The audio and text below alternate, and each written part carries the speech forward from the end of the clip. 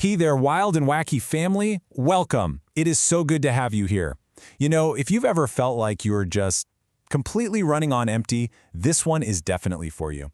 We're going to talk about how to get that spark back, even when it feels like you've lost the matches.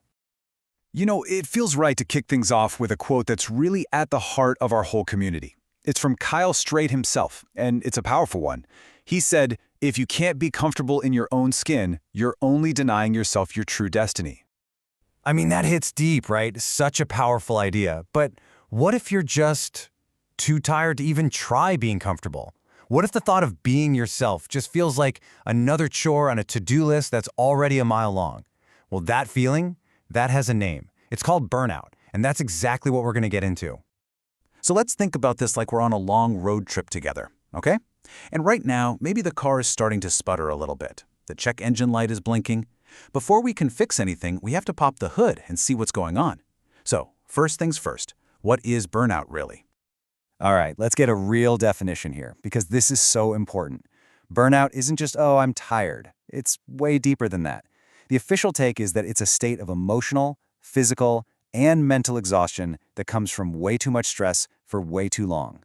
It's that feeling of being totally empty, completely out of gas, and honestly, just not caring anymore.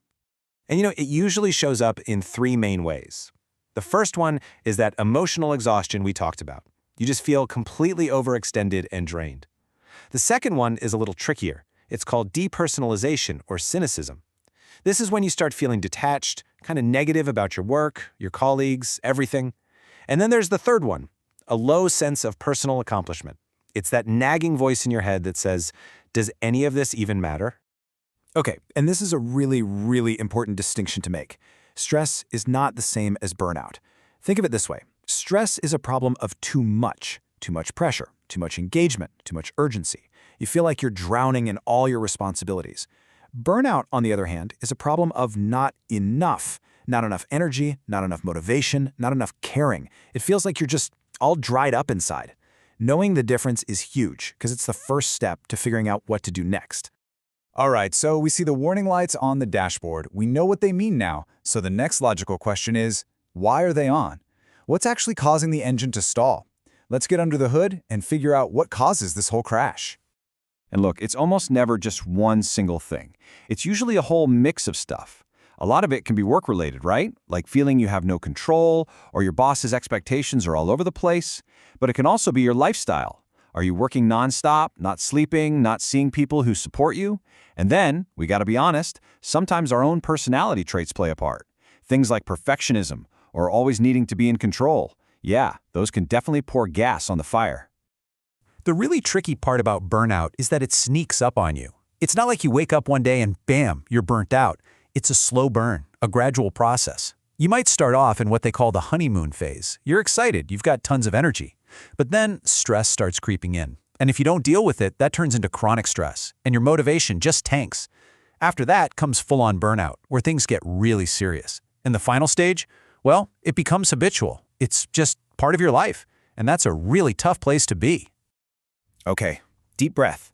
We've looked under the hood, we've diagnosed the problem. Now we get to what might be the single most important part of this whole conversation. It's time for a pit stop. And I am being 100% serious. I know. Your first instinct when you feel like you're falling behind is to just push harder, right? To grind it out. But that's like seeing smoke coming from your engine and deciding to just floor it. It makes no sense. You have to pull over. Seriously, you just have to stop. And let's get something crystal clear right now. This is not quitting. This is not failing. This is a strategic pit stop. It's about giving yourself the permission you need to just pause and find your balance again. Rest is not a weakness, and it's definitely not lazy. It's a non-negotiable part of the recovery strategy. You know, I saw this quote from a user on Reddit that just nailed it. They said, "Burnout is physical, so you need to come at it from that angle. Productivity techniques do not touch it." And wow, is that true? You can't make a better to-do list to solve this. You can't life hack your way out of complete and total exhaustion. This is a physical problem. Your body is telling you it needs a real break. So, okay, you've pulled the car over to the side of the road. Now what? Well, let's open up the recovery toolkit. We're not talking about a massive engine overhaul here. We're talking about small, totally manageable steps you can take to start a big tune-up. All right, let's walk through this finding your spark method. It's super simple. First, as we said, stop and give yourself that break without any guilt. Step 2, try to remember your why. What was it that got you so excited about this thing in the first place?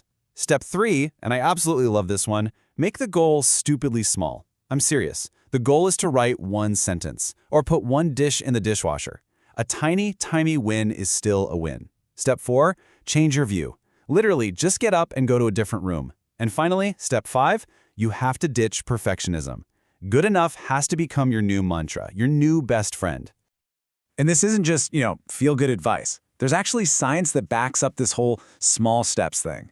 A study found that when people started to actively work on important goals they'd been putting off, even just tiny little bits at a time, it significantly reduced their feelings of burnout. It's all about showing your brain, hey, look, we're not totally stuck. We can still move forward. If you want a framework for thinking about this long-term, try the 3R approach. It's easy to remember. First, recognize. That means learning to spot those early warning signs. Second, reverse. You got to undo the damage by getting help, managing your stress. And third, build resilience. This is your long-term maintenance plan, taking care of your body and mind so you're better prepared for the road ahead. Okay, so we've taken that pit stop, we've got our toolkit ready, now we can start thinking about gently getting back on the road. And you know what the best way to get that engine to turn over again is? It's reconnecting with your why, finding that sense of purpose again. It's been shown again and again in research that having a real sense of meaning in your life is like a shield against burnout. And purpose can come from so many different places. Take a look at these 7 sources here. Things like achievement, relationships, faith, or self-transcendence. That's just a fancy way of saying trying to make the world a better place. You've also got self-acceptance, intimacy, and feeling like you're treated fairly. Just take a second. Does one of those jump out at you more than the others right now? Because at the end of the day, that's how you find your way back. By reconnecting with what truly, deeply matters to you. And this brings us right back to where we started, doesn't it? It's about owning your whole journey. Yeah, even the messy, frustrating parts where you felt totally lost and burnt out. That's all part of it. And owning that is how you find your destiny. Listen, the path forward is not about some giant, heroic leap. It's just about the next step, the very next tiny little step. So I want to leave you with this one question to think about. What is one stupidly small step you can take today, right now, to start finding your spark again?